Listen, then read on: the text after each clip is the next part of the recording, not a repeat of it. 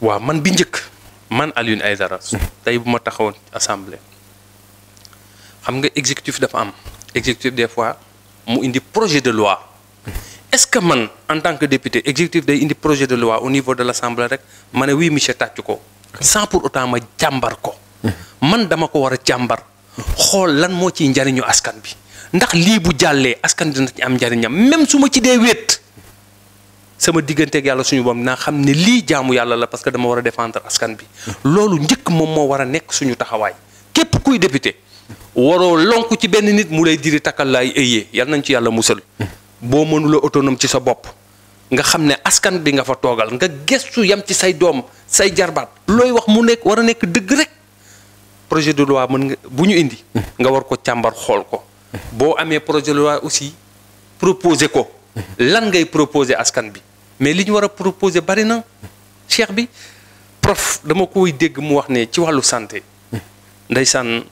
bés mu naan moom bés bu taxawee assemblée dina am ay projet de loi yoo xam ne bu ko tegee ci wàllu santé wàllu éducation te loolu da ciy jàppale réew mi parce que ci domaine boobu la nekk domaine boobu nag moom mën naa koo géewal nekk manager am comme mbëru làmb yi kenn ku ci nekk ci domaine boobu nga ñëw ma géewal leen loo bëgg nag ñu engagé ko ci amul kenn koo xamante ne dina ci géew ak yow ci santé ak éducation te du la ci yey du la ci wax du la ci gàgganti boo amee nit ku mel noonu mu mën a taxaw assemblée ci hémicycle bi daan ne leen bés bu ma nekkee député lii laa fi indi fa ma koy jëlee extérieur la xam-xam lay doon étaler ko wasaare ko assemblée ñu mën koo voter dans ce cas dinañ ko tàccu dinañ xam ne nit kii la ñu soxla waxuma la nag ñun ñu nekk ci suuf comme li ñuy wax naan sécurité de proximité bi mais Mame Bamba yaa ngi xool au niveau de man fi ma dëkkee Pikine ñaata écurie ñoo fa nekk ñaata xale ñoo fa nekk ci biir làmb yi xoolal heure bu ñu jógee daal ne agressé nañ suñu yaay yi dem marché fajar jël seen paan di jëndi jaayewaat et pourtant